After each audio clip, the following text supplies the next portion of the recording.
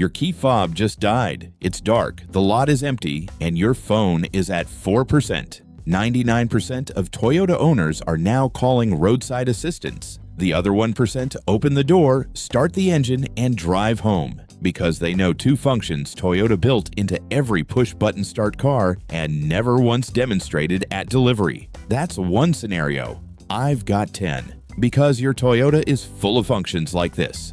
A button sequence that gets you unstuck from snow when the traction control is actively working against you. A built-in self-check that shows you what's going on right on your dashboard. The same first step, a shop charged to park with a completely dead battery hiding in plain sight next to your shifter. None of this is aftermarket. None of it costs a dime. Toyota engineered every one of these into your car, documented them in the service manual, and quietly assumed you'd never go looking. Same rule as always on this channel. For every function, you get the exact buttons and the models and years it works on. Camry, Corolla, RAV4, Highlander, Tacoma, use on your own car is worthless. 10 functions counted down. And number 10 Tement would rather keep quiet because they charge real money for something your Toyota has done for free since the day you bought it. No intro, no filler. Number 1. Before the list, 30 seconds of ground rules because they make every function easier to find on your own car. Almost everything you're about to see falls urgency functions, the ones that save you a tow truck. Recovery functions, the ones that fix your car after a dead battery or a tire change. And service functions, the ones a shop quietly performs in 90 seconds and bills as labor. Toyota builds all three into nearly every model because it's cheaper to engineer one global solution than to handle a million stranded driver phone calls. The engineering is standard. The explanation is what's missing. That's the gap this video closes, and by the end of it, you'll handle 4 of the most common "My Toyota is broken" moments without spending anything. Let's start with the one from the cold open. Number 1. The door that unlocks with no battery power at all. Here's what actually happens when your fob battery dies. Nothing. The car isn't broken. The locks aren't broken. You've just lost the radio link between your pocket and the car. And Toyota planned for exactly this day. Pinch the small release tab on your fob and slide out the metal blade hiding inside it. Every Toyota smart key has one. Camry, Corolla, RAV4, Highlander, Prius, Tacoma, all of them, going back to the mid-2000s when push-button start first showed up. That's your mechanical key, and it opens the driver's door the old-fashioned way. Now here's the part that stops most people. You look at the door handle and there's no keyhole. On a lot of newer models, RAV4, Highlander, some Camrys, the elastic cap on the driver's handle because designers hate visible keyholes. Look underneath or behind the handle for a small slot. Put the metal key into that slot and gently pry the cap off. The keyhole is right there behind it. It was never gone. It was just dressed up. Quick technique note because this is where people scratch their paint at midnight. The cap has a designed pry slot, usually on the underside of the handle where you can feel it with a fingertip. Put the key blade in that slot, not into the seam. Wrap a shirt corner or a glove over the handle edge and lever gently. The cap pops off in one motion and snaps back on later just as easily. Pock. One more thing before you turn that key. The alarm will probably go off because the car thinks it's being broken into. Don't panic in the middle of a dark parking lot. That's normal, and it stops the moment you do the next function, which is the one that actually gets you home. Number 2. Starting the engine with a completely dead fob. The button in your dash doesn't actually need a working battery in your fob. It needs to know the fob is yours, and there's a backup way to prove it that works. Inside your key fob is a transponder chip, and it doesn't run on the fob's battery at all. It gets energized by the start button itself, the same way a hotel kind. Toyota put a small antenna right behind that button for exactly this situation. So here's the sequence. Get in, press the brake, and hold the fob directly against the engine start button. On most models, Toyota logo side facing the button, you'll hear a beep. That's the car saying, "I see you now." Within a few seconds of that beep, keep the brake pressed and push the start button with the fob still touching it if you can. The engine starts like nothing was ever wrong. And the alarm from number 1 shuts off right here because the car now knows it's you. This works on essentially every push-button V4s, 2020 Corollas, current Highlanders. It's in your owner's manual, buried around page 400, in a section almost nobody has ever opened. The dealer demonstration at delivery skips it every time, and once you're home, the battery inside that fob is a coin cell, usually a CR2032, the same battery as a bathroom scale, a couple of dollars at any grocery store or gas station. The same release tab that freed the metal key opens the fob shell, the old cell lifts out, the new one presses in, 2 minutes start to finish. The dealer will happily do this for a service counter price. Your Toyota also warns you before it comes to a dead fob at all. When the working range starts shrinking, when you have to start before it responds, that's the battery announcing retirement. Swap it that week, and you'll never need function number 2 in anger. So that's the full dead fob playbook. Blade against the button, drive home.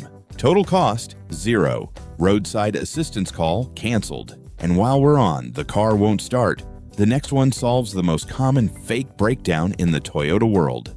Number 3. The steering wheel lock that CT died. This scenario fills Toyota forums every single week. You get in, press the start button, or turn the key, and nothing.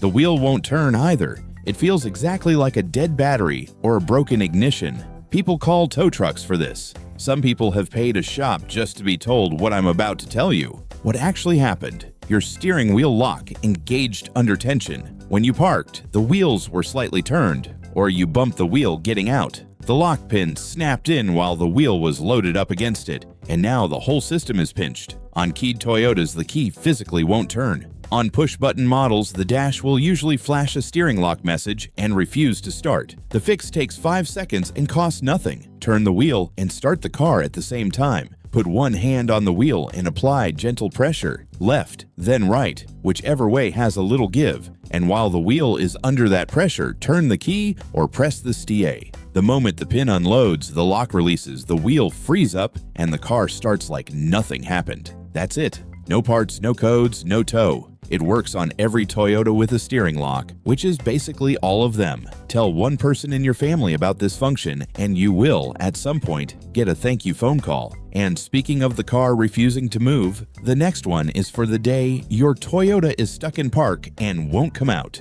Number 4. The shift lock override. Moving a dead Toyota without starting it. Picture the situation. The battery is completely flat. Interior lights dead. No dash. Nothing. The car needs to Rolanto a flatbed, out of the garage, off the SA, without power is locked in park, and the shifter will not move. The lever is electronically interlocked with the brake, and with no power, that interlock stays shut. Except Toyota gave you a manual bypass and it's sitting in plain sight. Look at the trim right next to your shift lever. On most Toyota automatics with a Convola, RAV4, Highlander, Tacoma, Tundra, roughly everything before the newest shift-by-wire hybrids, there's a small rectangular plastic cap in that trim, about the size of a fingernail. Most owners have looked at it for years without once asking what it is. Here's the procedure. Set the parking brake first. The car is about to be free to roll, so you control when that happens. Pry the cap off with a small flathead screwdriver or the metal key blade from number 1. Underneath is a small slot or button. The shift lock, overrid into it, hold it, press the brake pedal, and now move the shifter to neutral. That's it. The car rolls, engine off, battery dead. 2 honest limits. First, this is for Controy, a loading ramp.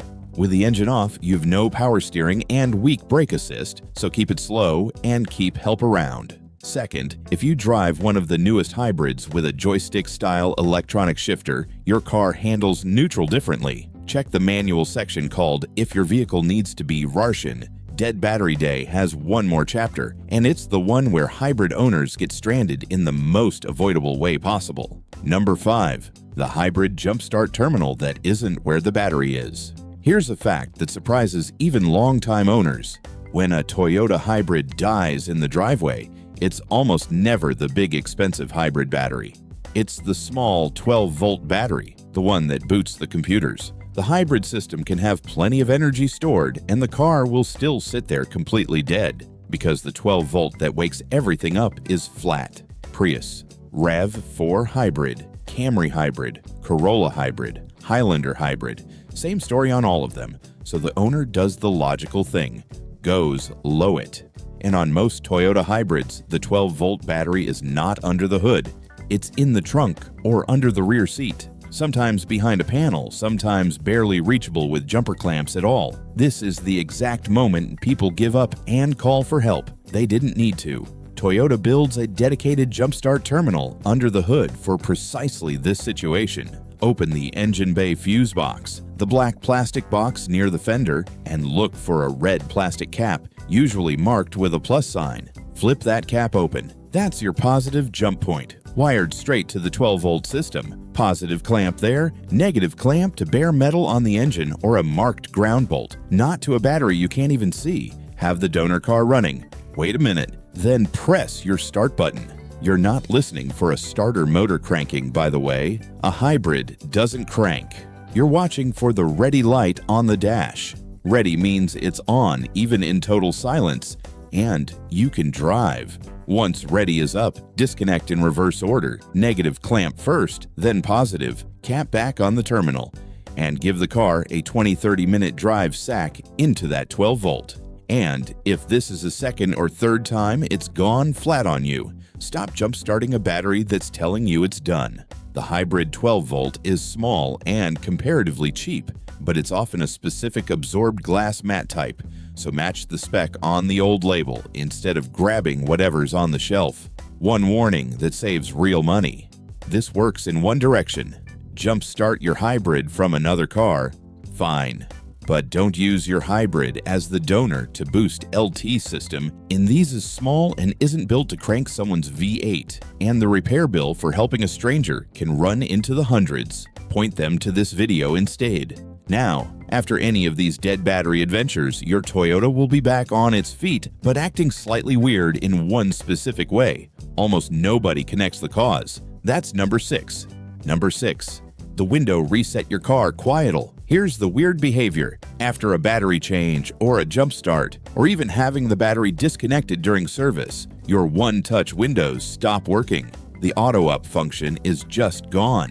You hold the switch and the window creeps up an inch at a time like it's from 1995. Owners have driven to dealerships for this. Some have been quoted diagnostic fees for it. Nothing is broken. When power is cut, the window computer forgets where fully closed is, and that position matters for safety. Auto Up includes pinch protection, and the car refuses to slam a window shut when it doesn't know where the top is, so it drops back to manual mode again. The teaching procedure is built in and takes about 10 seconds per window. Sit in the driver's seat, ignition on, Ruth window all the way down, then pull the say window is fully closed, and here's the step everyone misses. Keep holding the switch up for another 2 or 3 seconds after the glass stops. That hold is the actual reset. Release, then test. One pull, and the window should travel all the way up on its own. If it works, done. Repeat on the other auto windows. If your model is stubborn, do the same cycle twice. Some years want a full down-up hold pass to relearn both ends. That's a genuine dealership visit canceled in 10 seconds. And now that your Toyota is unlocked, started, and reset, let's talk about the function for the day the weather turns on you. Number 7, turning the traction control off and properly when you're such size as when you're stuck. This one sounds backwards, so stay with me, because this is the function that gets you out of snow, mud, and sand. Traction control watches for wheel spin. The instant a drive wheel slips, the system cuts engine power and pinches the brakes to restore grip. On the road, that's exactly what you want. But stuck in snow, it's the worst possible logic, because getting unstuck requires wheel spin, rocking the car, letting the tires dig and bite, using momentum. All of it depends on the wheels being allowed to sippy wheel slip for half a second, and the computer strangles the engine. You get nothing. The car bogs down, and the harder you try, the more aggressively the system fights you. People have sat spinning in newts, blaming the car, when the car was actually holding them there. Toyota knows this, which is why there's an O-end level most owners never find. Look for the button with the skidding car icon, usually low on the dash left of the wheel, sometimes near the shifter. Press it once briefly. Track off lights up. Traction control is off, stability control stays on. For most stuck situations, this is all you need. The wheels can finally spin, and you can rock the car free. Gentle throttle forward, off. Let roll back. Forward again, building the rut I really stuck. deep snow, soft sand. There's level 2. Stop the car and now press and hold that same button for about 3 seconds. On most Toyotas from roughly 2010 on, track off and VSC off light up together. Traction and stability assistance both fully off. Now nothing interrupts power to the wheels. This mode exists precisely for getting unstuck. Some owners' manuals even say so. In a paragraph nobody reads. While you're at it, work with the car instead of against it. Wheels straight. Turn front wheels plow instead of roll. Shift into L or S in its lowest setting, so the transmission stops hunting for higher gears. Then rock with rhythm, not rage. Light throttle forward and to the gas. Let it roll back through the rut, forward again. Each pass packs the snow into a ramp. And the oldest trick in the winter book still works in either direction. Your floor mats, rubber side up, jammed under the leading edge of the drive tires, are traction boards you already own.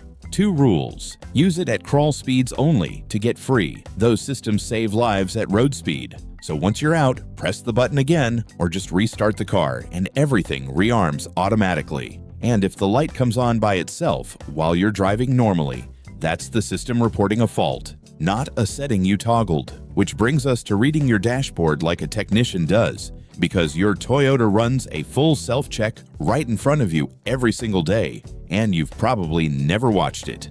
Number 8.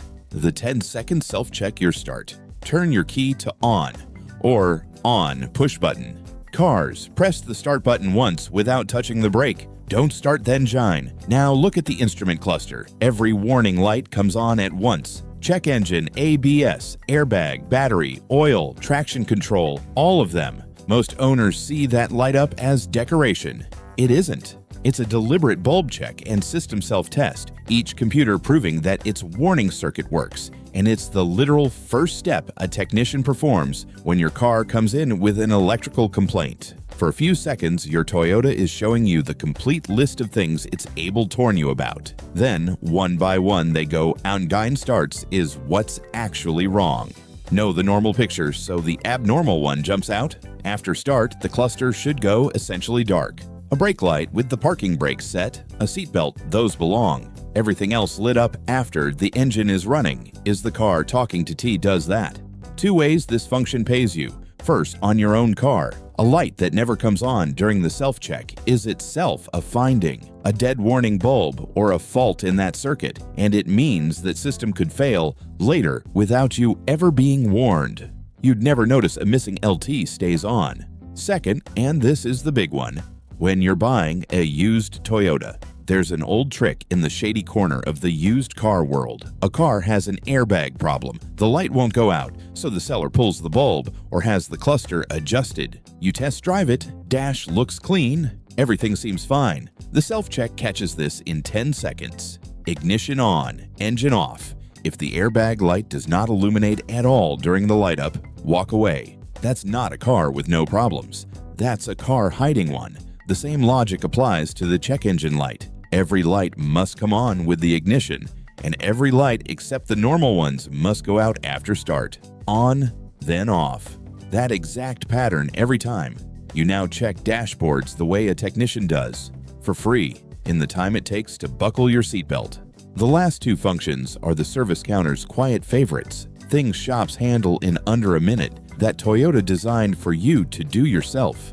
Number 9. The tire pressure reset button hiding under your dash. Scenario: it's the first cold week of the ye comes on. You dutifully fill all 4 tires to spec, and the light stays on. Or you get new tires, everything's perfect, and the warning glows for days anyway. At this point, most owners drive to a shop where someone presses one button, charges a TPMS service, and sends them home. Here's the button. On most Toyotas, Camry, Corolla, RAV4, Highlander, Tacoma, especially 2010s models, look under the dash, low, and to the left of the steering column, sometimes inside the glove box on later cars. Small button labeled Set or TPMS Reset. On many newer models, it's not a physical button anymore, it's in the menu. Settings, Vehicle, TPMS. Same function either way. It tells the monitoring system this, right now, is what correct pressure feels like. Remember it.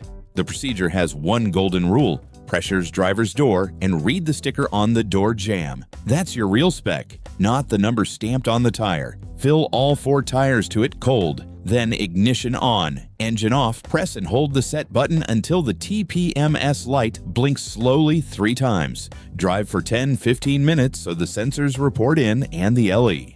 And that golden rule matters because the button is obedient, not smart. Press it while your tires are low, and you've just taught the car that low is normal. It will now warn you too late when a tire is genuinely dangerous. That's the whole reason shops act like this is a technical procedure. It isn't. It's one button and a $2 pressure gauge in the right order. One function left. The finale, the one from the cold open, the light that sends more Toyotas to the service counter than any other, and the built-in reset Toyota installed for it on day 1. Number 10. The maintenance light you've been paying someone else to turn off. At some point, every Toyota owner meets it. Maintenance required, oil change due. It glows, it nags, and it will not go away on its own. So what do most people do? Drive to the dealer, and somewhere on that service invoice, resetting the light is quietly part of what you're paying for. And if you change your own oil, you might drive weeks staring at a warning you can't switch off. First, understand what this light actually is, because its name oversells it. The maintenance light is not a sensor, it is a mileage counter. On most Toyotas, it's in miles as an oil change reminder. It doesn't know if your oil is dirty. It doesn't know if you already changed it. It counts miles, period. It is not the check engine light. That one's a real diagnostic, and this video is not telling you to reset that. Main-Tower EQD is an egg timer, and Toyota built you the knob to the classic procedure. Camry, Corolla, RAV4, Tacoma, and most models through the mid-2010s. Turn the ignition to on and check that the odometer is showing trip A. Tap the trip button until it is. Ignition off. Now press and hold the trip button, and while holding it, turn the ding. The display shows dashes, then counts down to zeros, and the light is gone. 10 seconds, $0. On newer Toyotas with the multi-information display, it moved into the menu. Steering wheel arrows, settings, vehicle settings, maintenance, reset, confirm. Done at every oil change, it always reflects your real interval, and there's a real reason to keep it honest instead of just living with the glow. A warning that's always on is a warning you learn to ignore. And this light shares your attention with every other message on that dash. Owners who've stared past Mate ReQD for 8 months are exactly the owners who miss the day something new joins it. A reset dashboard is a quiet dashboard, and a quiet dashboard is the whole reason the self-check from number 8 works.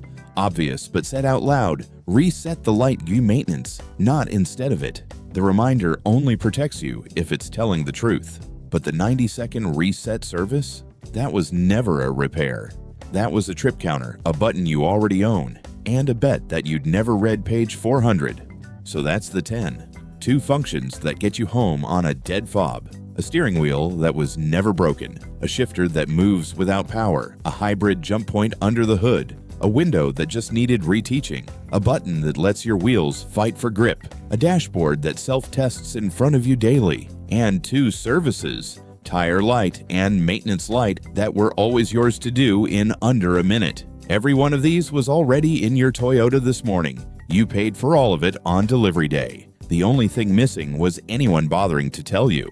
So here's what goes in the comments. You're more on this list you didn't know. That combination tells everyone else scrolling exactly which of these work on their car. The comment section under this video becomes the cheat sheet the owner's manual should have been. And if this list surprised you, what the dealer doesn't mention after you buy the car goes a lot further than button tricks. That story is coming up on this channel, and it starts with 2 words that can get repairs paid for years after your warranty ends.